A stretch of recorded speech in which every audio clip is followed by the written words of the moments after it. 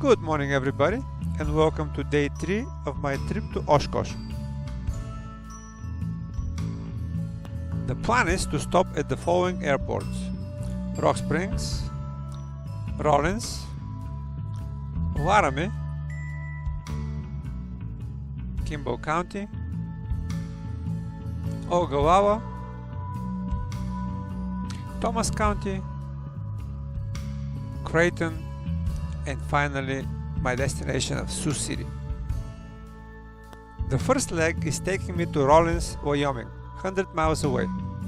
The expected flight altitude is around 8,500 feet MSL,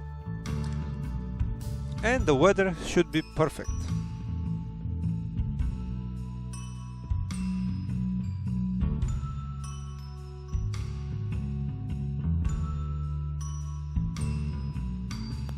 As sunrise quickly approaches, I am ready to take off. The winds are calm, so I simply select runway 09 for departure. Even on a cool morning like this, the density altitude should be respected.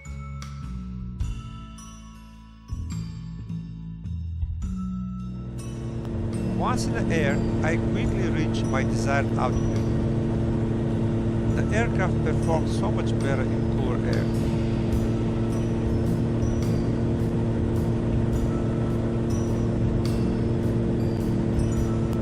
As the sun comes up, it paints the sky in warm colors.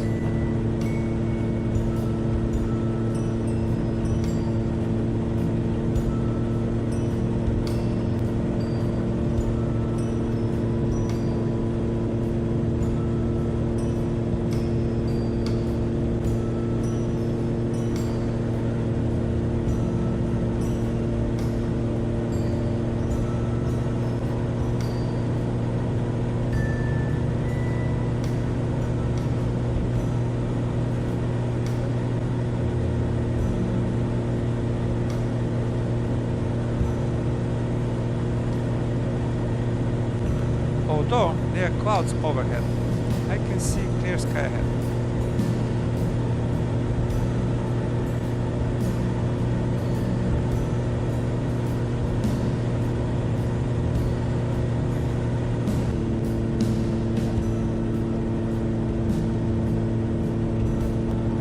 Following the highway makes navigation so much easier.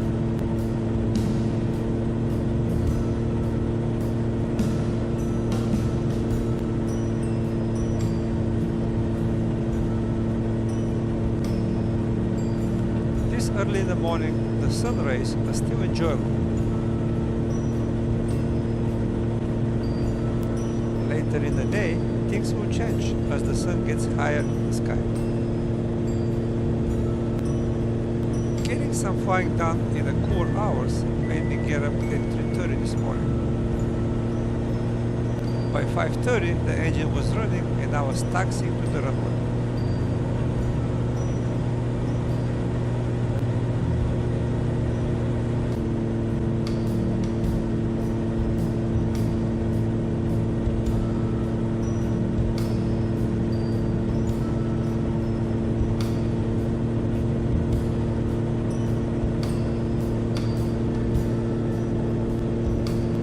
I'm fascinated by the terrain all around me. Flat it may be, but it is not featureless.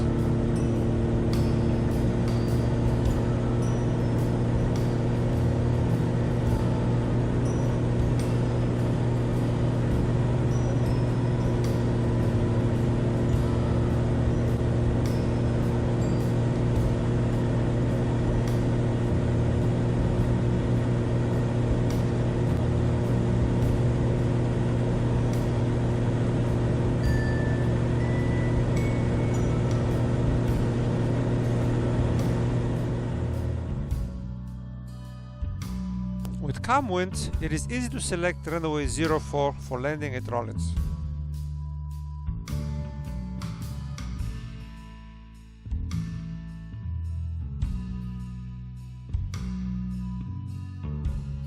The second leg takes me to Laramie, Wyoming, about 80 nautical miles away. The same altitude of 8,500 feet MSL is expected. High terrain to the south of the route would break the monotony.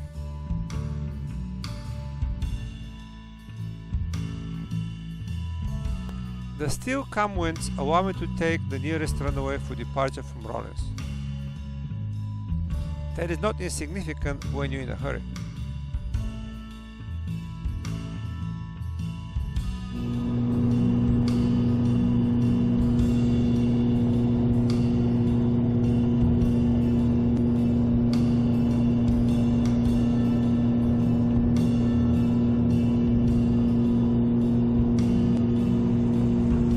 East of Rawlins, I'm approaching Elk Mountain.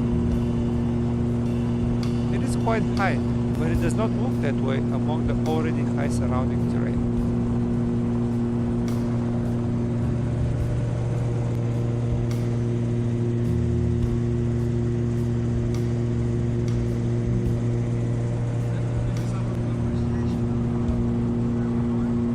Take a look at the airspeed indicator. Indicated airspeed 75 knots. True airspeed 88 knots. That is not a surprise in these altitudes.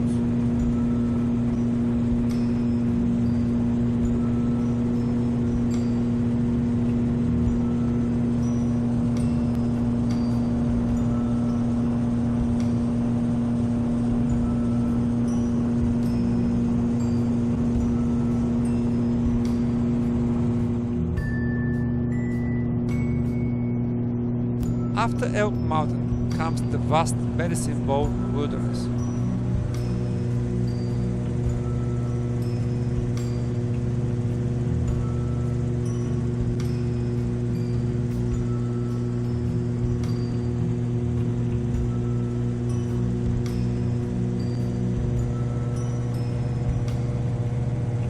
The lack of tall pine trees is a good indication for the harsh weather of the area.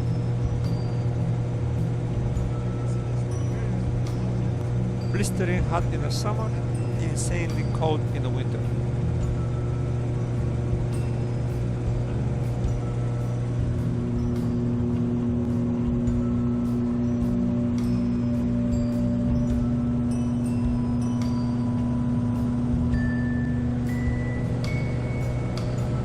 These open spaces are usually swept by strong winds. Gratefully, always calm at the moment.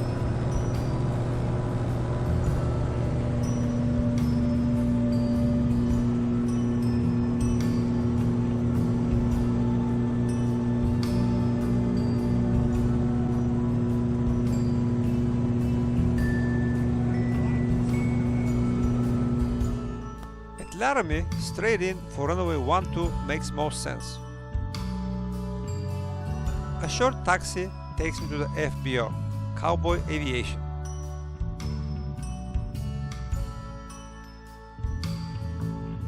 Leg 3 takes me to Kimball County Airport, Nebraska. A high ridge east of Laramie requires climbing to above 9,000 feet MSL to clear it. After Cheyenne, the terrain would gradually get lower.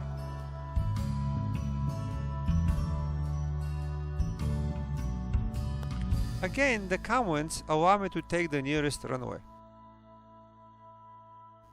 Immediately after departure, I start my climb to 9,500 feet.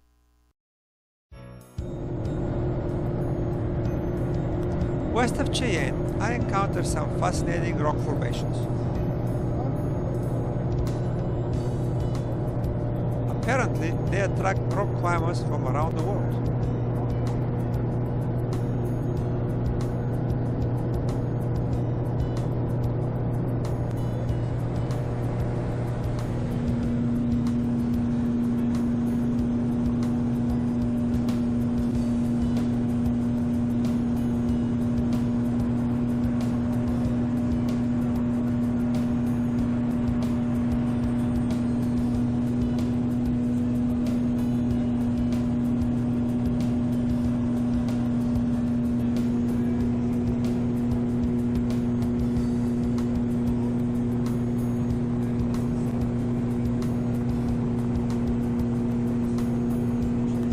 The rest of the terrain is pretty flat. I expect it will be that flat all the way to my final destination.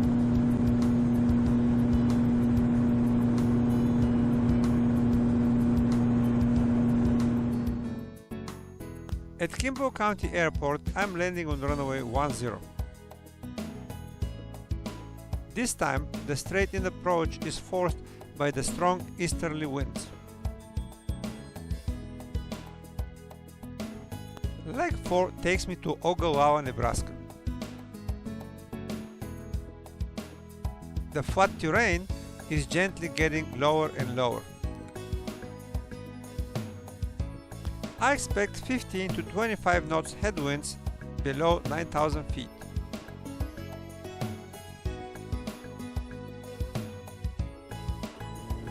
After a quick pit stop, I taxi out for departure.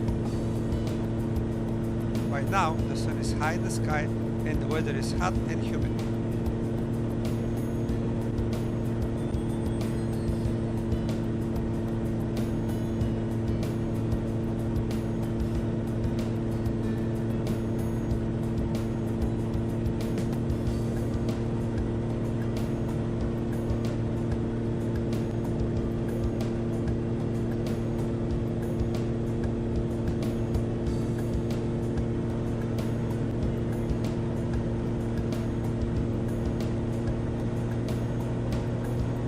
Density altitude is still an issue, so I take my time on climbing out.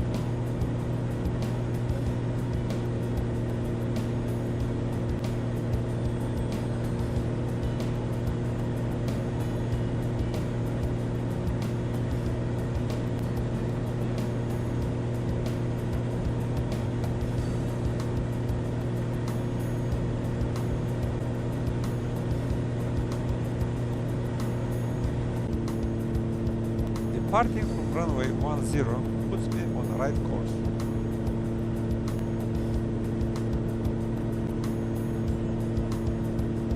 My plan is to loosely follow Highway 80 at 2,000 feet above the ground.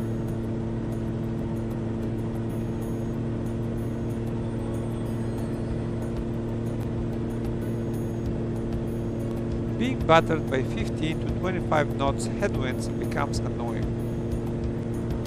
All available weather information points to a better wind situation above 9,000 feet MSL.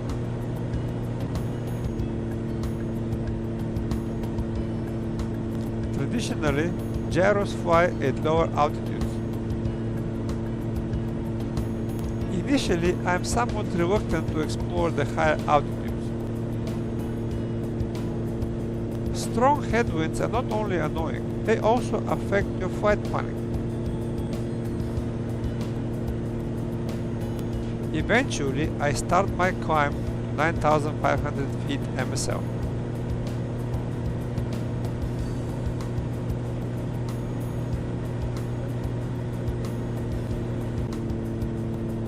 The winds up here are almost calm. I feel somewhat tired, so I decide to take a puff of boost oxygen. I packed a few small bottles to test if they really work as advertised.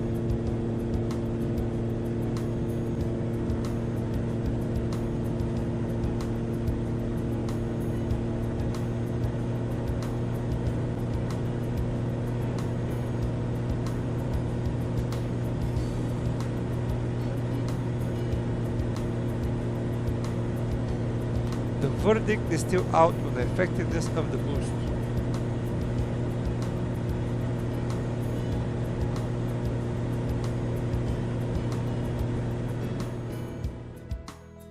It is Sunday, and air traffic is almost non-existent. That helps with straight-in approaches at small airports.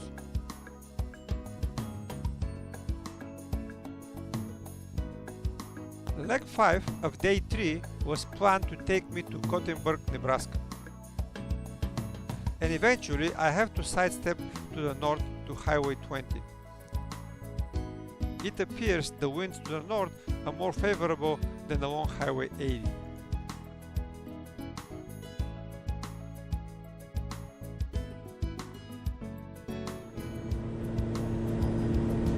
I taxi out with the idea of getting to Gothenburg before swinging to the north.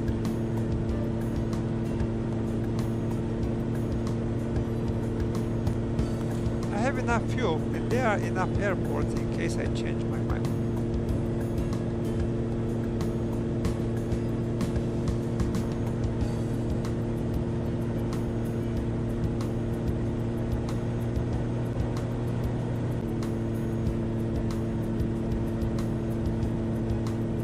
No, we're going to KGT.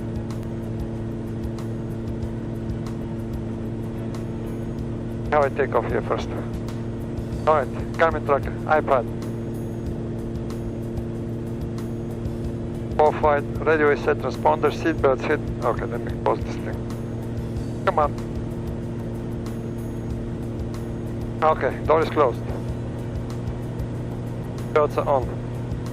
Fuel pump.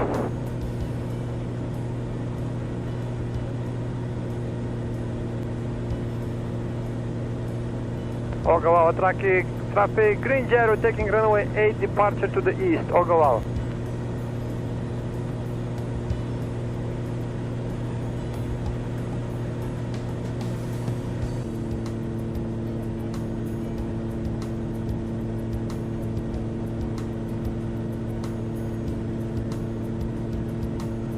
After back taxi on runway 08, the takeoff is uneventful. By now, these pit stops are becoming routine. But the pilot should not fall into the routine trap.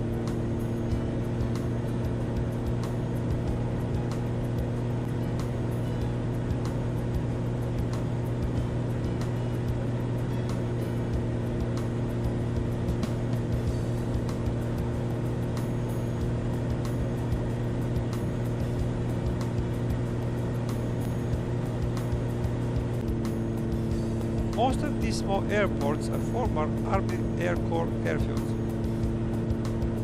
Now they are commonly used as crop dusting bases.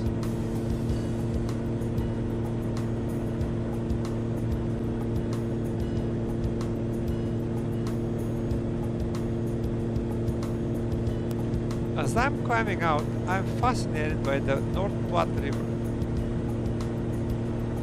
Its wide, sandy basin looks like no other river I have ever seen.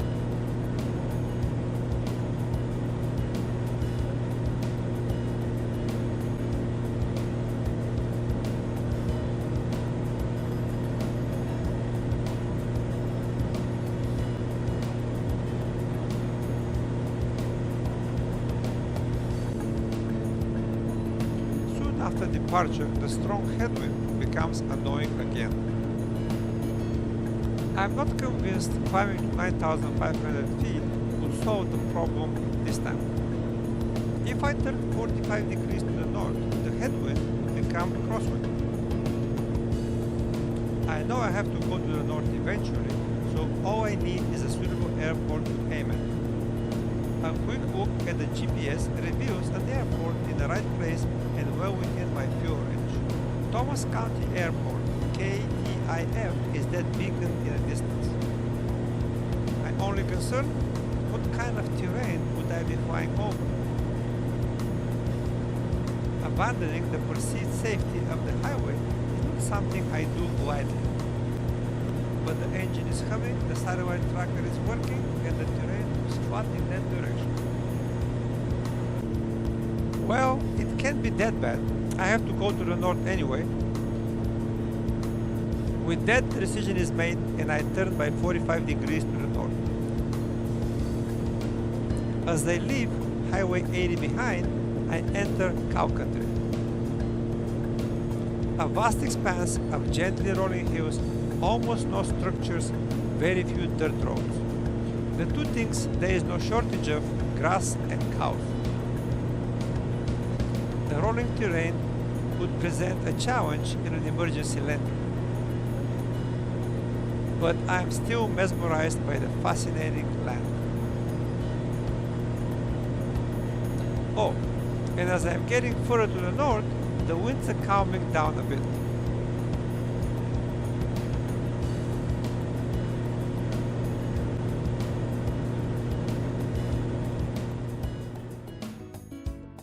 Approaching Thomas County Airport feels like seeing an aircraft carrier in the middle of the ocean. By now, I feel like the oppressive heat is getting to me with 2 more legs to go. Leg 6 of day 3 is taking me to Creighton, Nebraska. A relatively long leg with slight headwind component. The first half in cow country and the second half in corn country.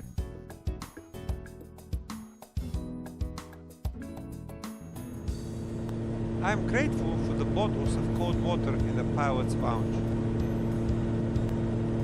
But it is time to saddle back up and push forward.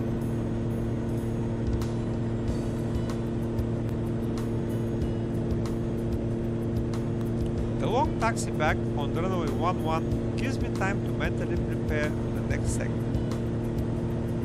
Cross-country flying is never routine, and it should be treated with respect. I have a full tank, clear objective, and a couple of potential alternatives. I'm tired but confident for the next leg of this journey.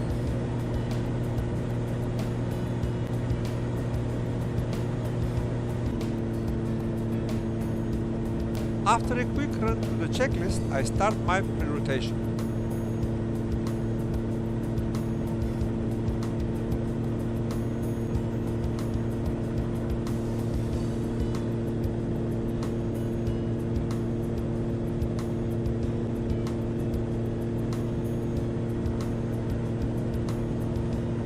Within a few seconds, the rotor exceeds 200 RPM. And off I go.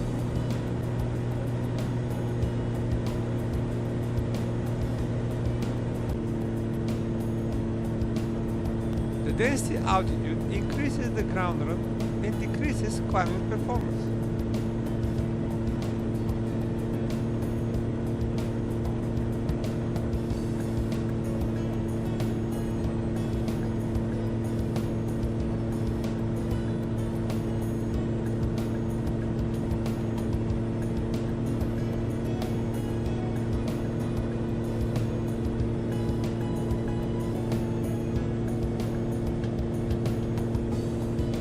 Once in the air, everything seems to be back to normal.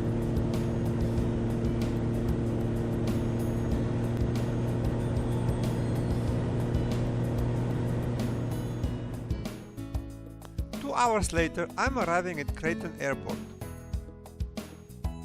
with a straight-in approach on this quiet Sunday afternoon.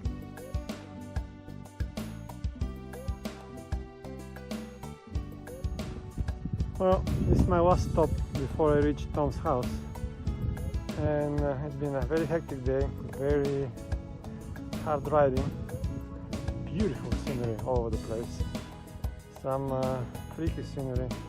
And as I'm sitting here, and I have no pressure for the last hour of flight, full tank, I know where I'm going, plenty of daylight left, I actually allowed myself to look at this idyllic picture, and I don't know if you can hear, there's a bird that is singing its heart out there. And this is in Creighton, Nebraska. Farm country all around. Beautiful. Peaceful. I haven't seen a person in a few hours. Never mind that I'm flying. I mean, there were areas that I didn't even see. I mean, I looked from about 5,000 feet above the ground. I looked around, and everywhere I looked, I did not see a single structure. It's just overfly country. It's what feeds us. Anyways, our gorgeous Kallithea will take us to the last leg of the day, and we'll get our well-deserved rest. The last leg of day 3 is taking me to Sioux City, Iowa. A relatively short hop at the end of a very long flying day. A straight shot to the east, and I mean straight.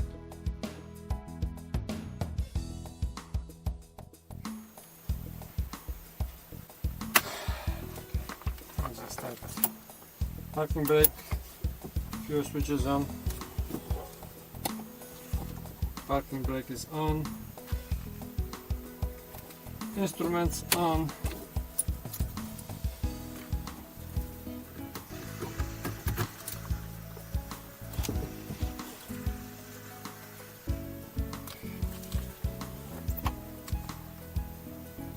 Instruments on. Fuel pump. Main switch. Strobe light on. Radio and transponder off. Magnetors 1 and 2 are on.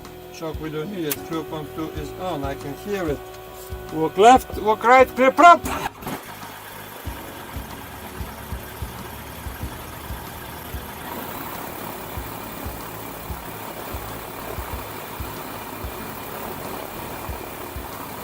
Woodstock can't wait to get back in the air, I can tell.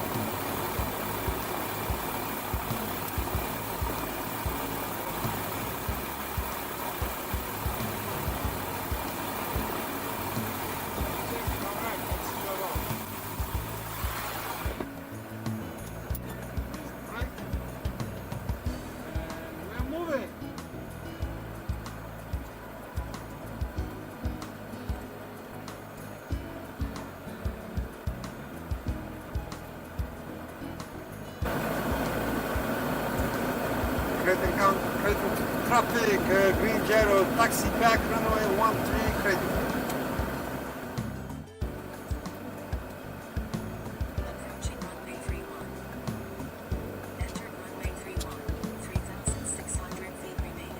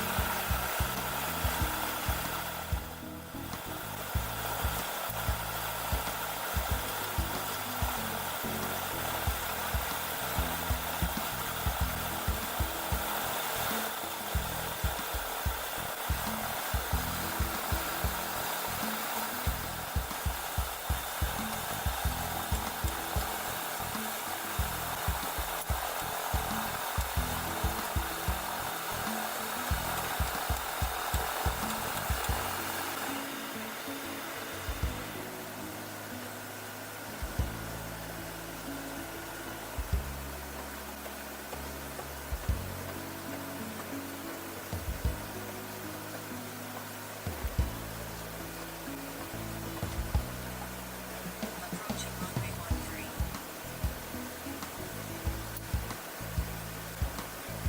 Alright.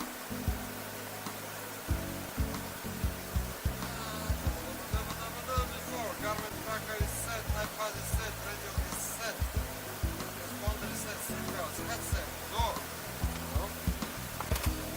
How about we close the door, boys and girls?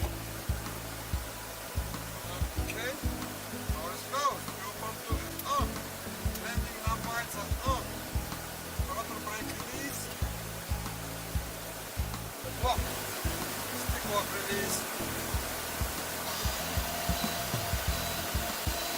Brake release. Creighton traffic, green gyro taking runway 13, departure to the east. Creighton. Approaching runway 13. Entered runway 13, 3,600 feet remaining.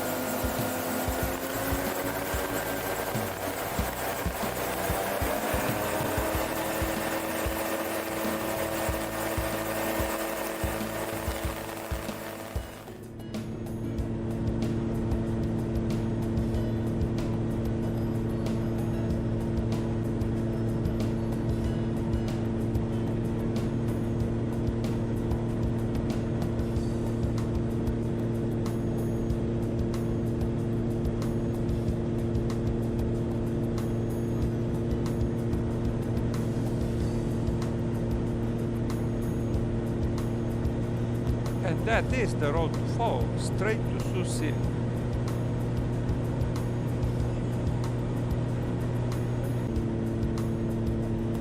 Cornfields as far as I can see.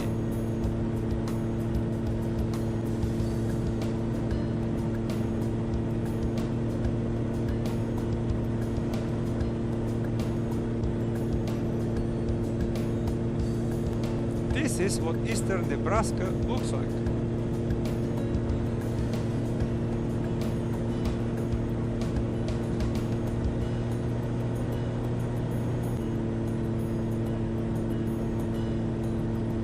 The green color is suiting to the ice.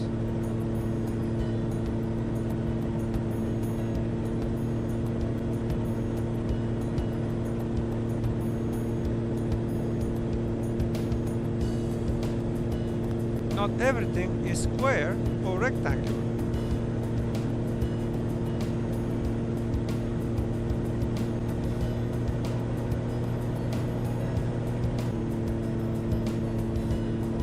This landscape is vastly different than the one I saw this morning.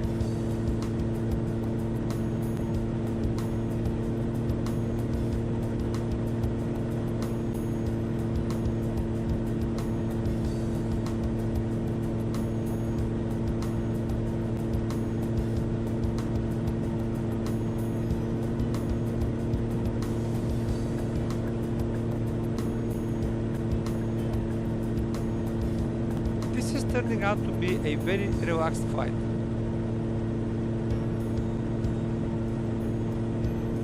A fantastic way to cap this very productive flying day.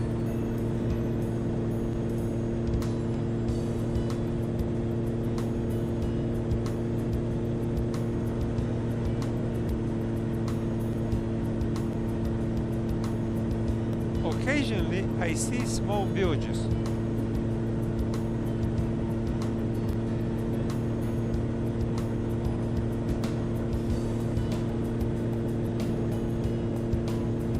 And the cemetery on the foreground.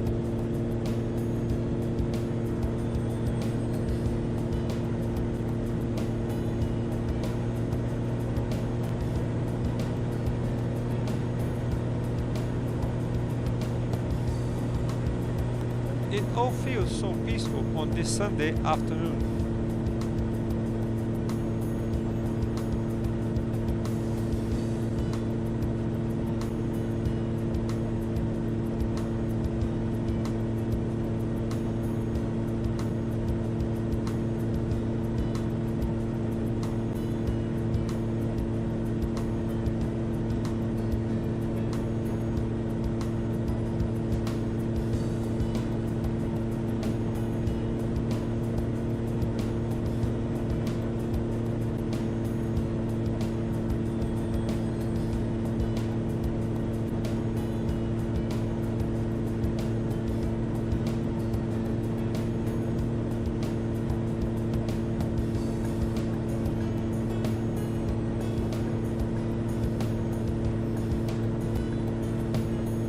That is a very nice house with a very large pool.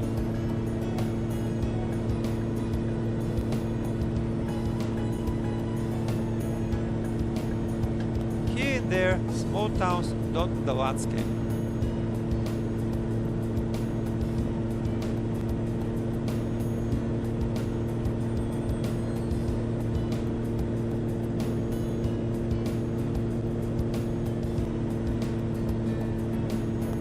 Getting close. I can see the Missouri River.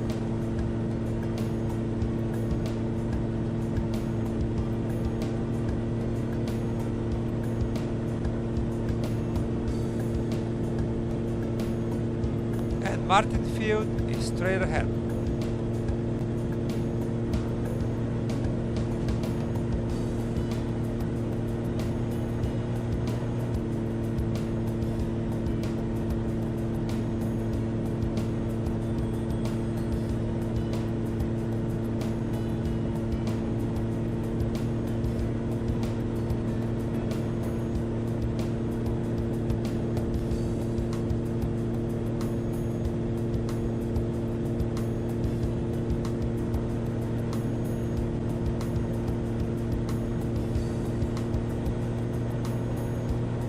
I should land as short as possible.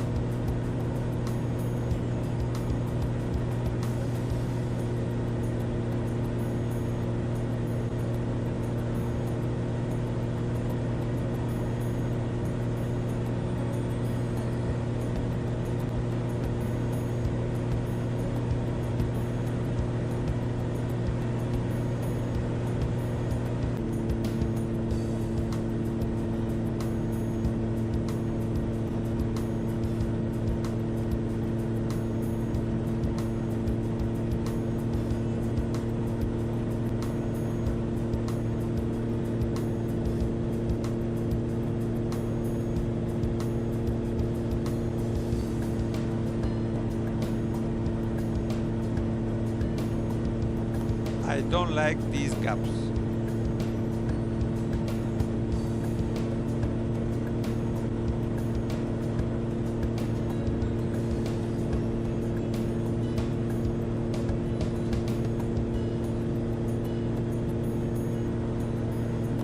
I'm glad to be done for the day.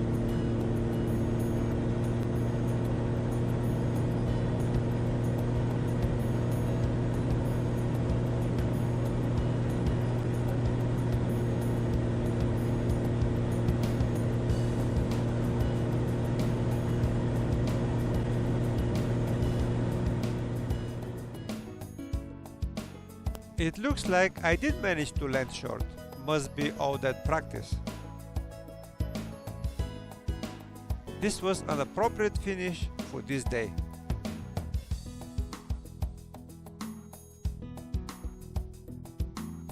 As I enjoy the beautiful sunset, let's take a look at the numbers from day 3.